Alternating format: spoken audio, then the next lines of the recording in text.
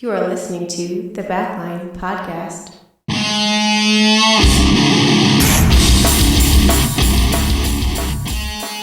I'm Trey, This is Tristan. and you're listening to the Backline podcast.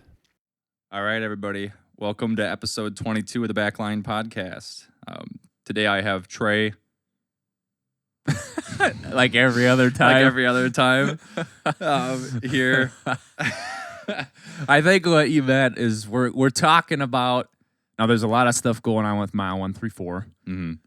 And, well, since our last episode. And at the same time, my solo project had some stuff drop as well. So today's focus, we're going to talk about No More, which is the song from my Most recent release. But before that, let's talk about Mile 134's most recent release, Mm-hmm. Narcissist. Getting a lot of good feedback on that one. We abbreviate it as NARC. NARC. We call it NARC. Narcolepsy.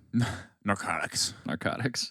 So a lot of good feedback on it. It kind of is like takes us back. I think if you listen to it and then compare it to our Sinner album, it's kind of got that vibe just because of how the song was formatted. Mm-hmm. A little more intricate than our balls to the wall, straightforward stuff.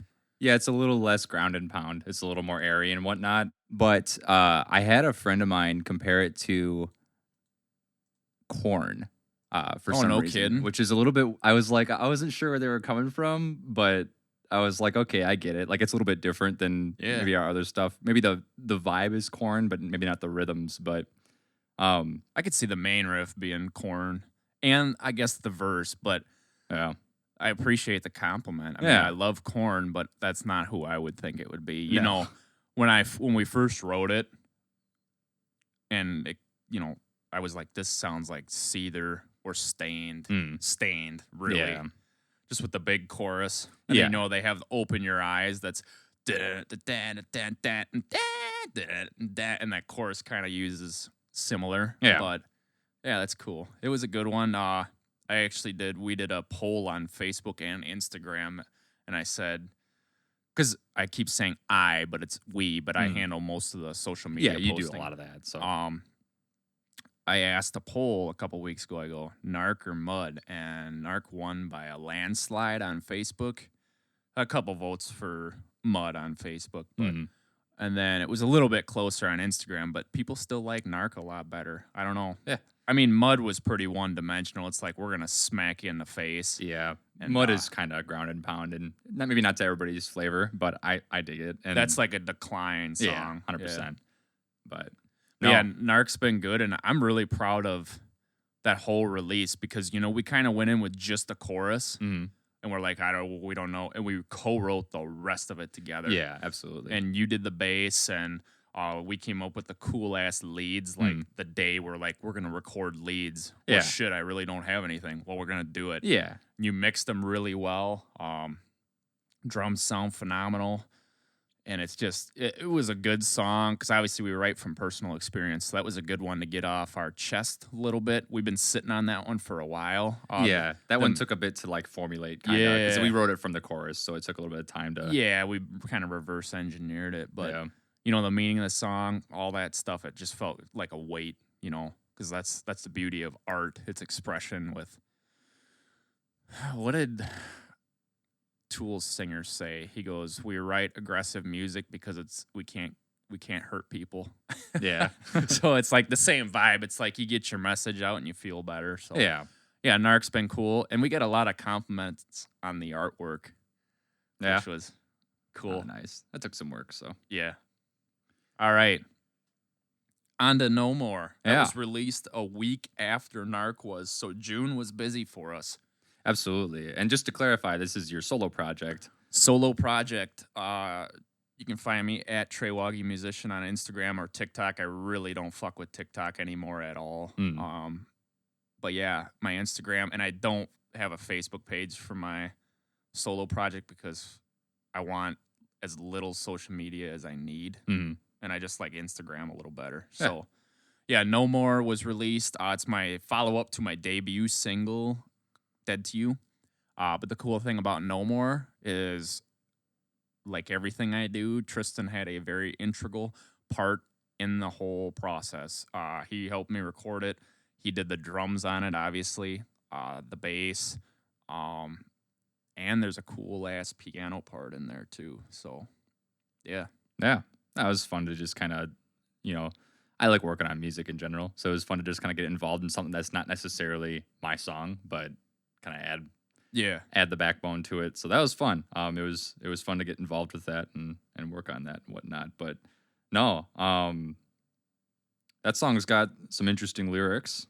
Yeah. I mean, just flat out, like, can you give me what that song's about or kind of where it arose from? Or Yeah, so people are going to pick out lyrics in that song, be like, geez, this guy's a downer. Mhm. Or they're going to be like, he's saying his music's holier than thou, and that's not the case at all. Mm. I think every creator, artist, musician, small business owner, whatever, anybody who's trying to take something from a passion to the masses, like put it out there for the world. I mean, the world's fucking hard enough as it is. And then when you set a high expectation and it falls short, you kind of, time after time after time after time, you kind of get burnt out. So no more is literally, and burnt out's a very victim culture word. I'm not saying I was burnt out, but I was just at one of those points where I'm like, damn, what can I do here? What more do I need to be doing? And that's, your mindset is all over the place sometimes in music. Well, you write a song on a feeling. Like, that's what it is. Yeah, exactly. So. A song to my 134 and to my solo project is literally a snapshot in time. So at this time was one of those times where I was kind of reflecting, like, what more should I be doing? So anyways, it's kind of about, like I said, my one-liner is the love-hate relationship with music. What I mean by that is music as creators, small business owners, like I said, artists, we put our all into something, right? You put a piece of you out there, right? And not only are you fighting, there's huge musicians, huge companies, whatever, that get all the attention, but it's like you put yourself out there and you just hope it resonates. And sometimes when it doesn't, you just feel like nobody hears you. It's frustrating. That's not the case, but you know what I mean? That's what it feels like. Yeah. So, and then the first line of the song, right? I do it all for the money, because it's like, fuck, nobody cares anyways, so let's just do it for the money. And there's no money in music, to be clear. Right. It's kind of ironic. There's a number of ironic lyrics, I think, in there every now and then. And I think it presents that way, too. Yeah, it's a little... And, the chorus, too, with... I write my songs, and then if this is how the world is, I'm not going to write anymore. That's not me saying everybody listen to my shit. It's just, again, it was a feeling at that time.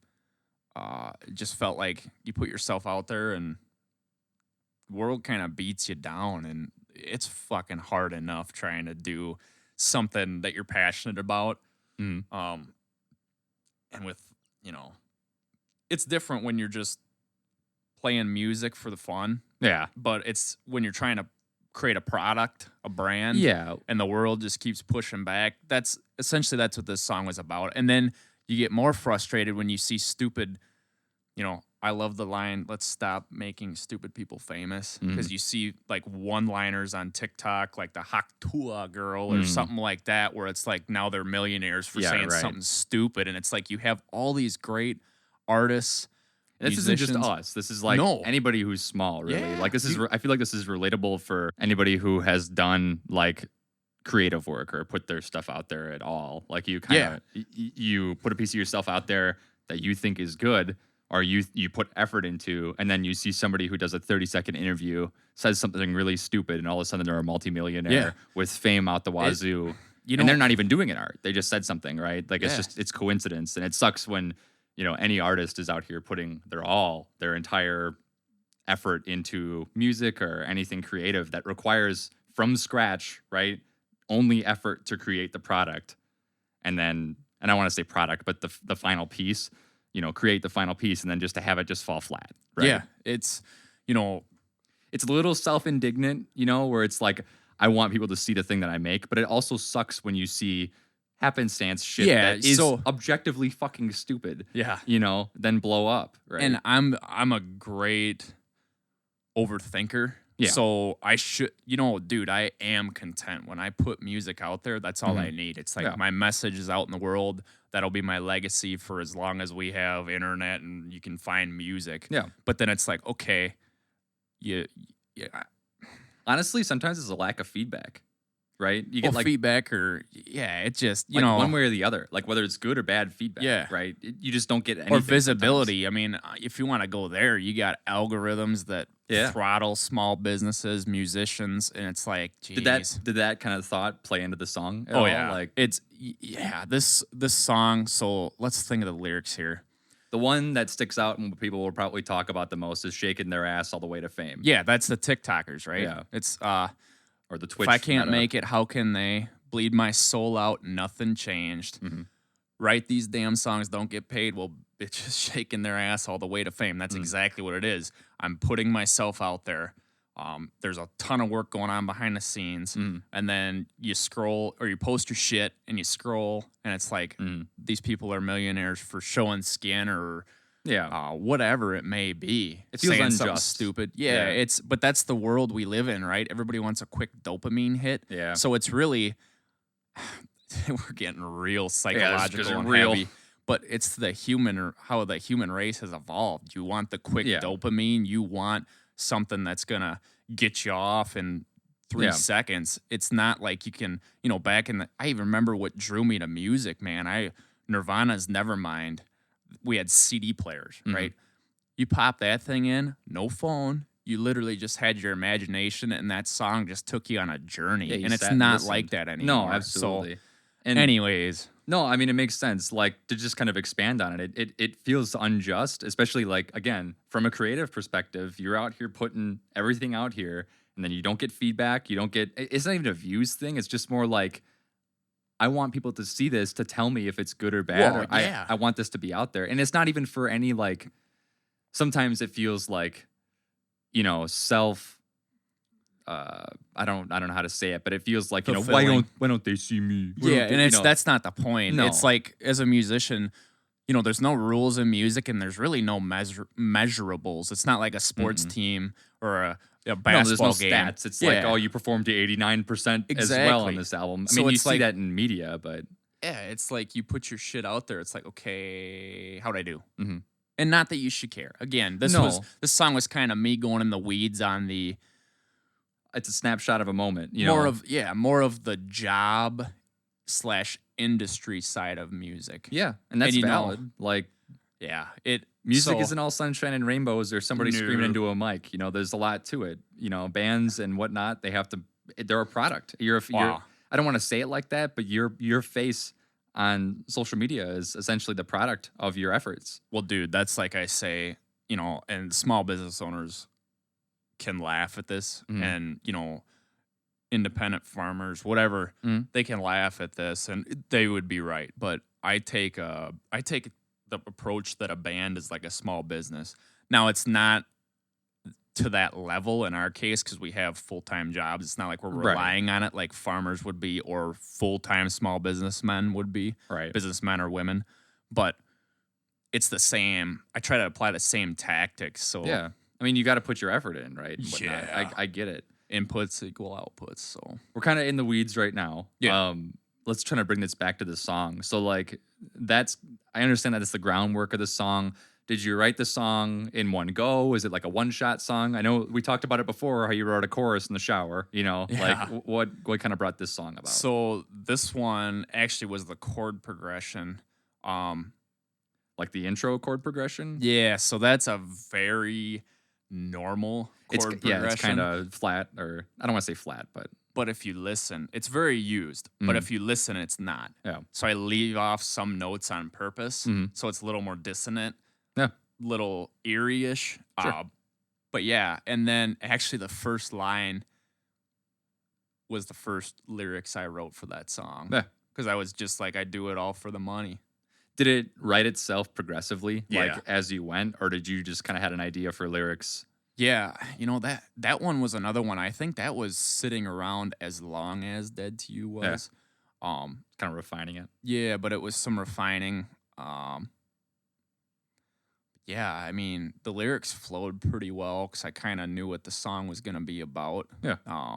Originally, it was going to be called "I Don't Want to Write These Songs No More," but I'm like, that On sounds the like nose. I don't want to rock and roll no more or Yeah. whatever. But yeah, the song went pretty smooth. Knew I wanted it to be a full band song. The leads, you know, to transition to that, that's a Oh, yeah. $75 POS guitar. Yeah. Half working electronics. The strings haven't been changed in years. And I remember you're like, you have to change. I'm like, no, we're gonna roll with this. God. Yeah, that thing is. And the cool thing about that too is that's not even a tube amp like we normally use. That was straight floor modeler because we were just fucking around. I'm like, let's just try it. And if it sounds good, we'll hook up the rig. And so ironically that day, hooked up the modeler, had a nice like bluesy tone that you hear. And the neck pickup worked. Because that Like one that usually day. doesn't. So Yeah. it just was meant to be. And then we rattled off some leads and there they are. And the funny thing is the guitar is in tune to itself. Yep. But there's some raw notes on there. But Yeah. I mean, it's bluesy, right? It works out. it doesn't matter because music's music, man. And with the AI and everything going on right now, I think the realer the better. Yeah, I think the less refined at this point, the better it really represents itself. But yeah, I think like you said, that was laid down as a demo lead, and then we just kind of kept it because it sounds really good. And that was not to go back to, I haven't played leads since our Sinner days. Really, I mean, I've had some melodic stuff in there. But not like solo leads, right? Or not like this is the guitar section, right? Right. And I was practicing some Sinner the other day for some other stuff that we might have coming up. And I can't play half those solos anymore. Yeah. Wow. But anyways, this Stevie Ray Vaughan was a huge influence on me. His style and blues was a big influence on me. And the solos in No More are very minor pentatonic scale. I mean, I can't do all your modes and all that shit, and I don't know theory, but that was very bluesy. Thanks to Stevie Ray. So yeah, not saying that that's his level at all, but he's him and Jerry Cantrell are my two favorite guitar players ever. So. Yeah. No, I think even when we were doing it and recording it, I think I like flat out said like I really like this solo. It's simple. I mean, it's what it is, and then it fit into the mix really well. Yeah, you got it mixed real good. I didn't really have to do much, I'll tell you what. But it turned out really well. I think even for as simple and bluesy as it is, it fits that mood very well. Like kind of just like sad blues kind of vibe to it. But no, yeah, I think overall this is a good effort of a song. I think you've got something real good here. Gosh, I remember just like recording it and then like trying to understand what you wanted for the drums and whatnot. Simple and just kind of punctual and whatnot. It's a little bit different than our heavier stuff where it's a lot more driving. It's a little more airy. Yeah, a little more space. So that was fun. Yeah, that was a pretty broken up process too, the recording process. Yeah, it wasn't all in one day. No, it was in multiple days. Yeah. We did the acoustics a couple times because with new strings and strumming some of them chords, it's easy to buzz them. Yeah. And there's still some of that in there because I think I was just like, fuck it. It doesn't matter. Yeah, it's all right. And then the drums, the leads, then you added some badass piano in the end chorus. And then the vocals weren't even supposed to be the last take, but we thought, that'll do. Yeah. Oh no, I think it turned out overall pretty goddamn well. But yeah, like not to get back on the message of the song, but I think it's easy to misconstrue it as self-pity. Yeah, that's not what it is. That's not the point. I think the point of it is snapshot in time, and it's just kind of the thought process you go through as an artist and seeing the kind of the weight of the world that sounds really dark. No, but I mean that's what music is. It's about the whole setting. It's about everything going on, right? Yeah, I mean, you look at the 80s, 90s, 70s, and whatnot. The music is all influenced by the world and what's happening around. So, I mean, now we're more interconnected than ever, and that's kind of what this is about. It's the problem with being so interconnected and how hard it is to get, make your splash in the pool. Because Really, we've been doing this. I mean, not my solo project, but we've been doing music for 10 years, and I mean, it's tough, man. It's a fun thing to do, but if you're trying to make anything of it other than just gigging and writing your music to write music because you love it, which is why you should do it, which is why we do it. But also, if you want to, take it to that next level, more of a business side, it's fucking hard. It's hard to be competitive. That's kind of what the song's about. And like I said, that can relate to, I know it relates to any other creator, artist, small business owner. Yeah, it's anything. So that's why I think it'll connect well to everybody. But yeah, some of the lyrics, people are gonna be like, "That's pretty blunt," or "That's pretty pity," but that's not what it's meant. That's to be. not the point. It's a general. Trying to stay general, but also get my message across. Because, no, absolutely. But I think it's something that everybody will understand, but might be hard to relate to if you're not doing it. Like for if sure, you're not putting if it you're out not there. in the trenches, But you can absolutely see where it's coming from. Right? Yeah. Like I think so anyways. There's a line in there that's saying, well, actually a couple of them I'll reference now, but put me through a lot of misery, so I'll hang my hat on this, saying, hey, I gave it my all. You got songs to listen to. Yeah, here's the way it is. This is what I got. I'm putting it out there. And then the other line, been a hell of a run, but I still haven't found my way. Used to be fun, and now it's causing me pain. That's kind of relevant to what we're just talking about, where it's like, fuck, we've been doing it and not where we want to be.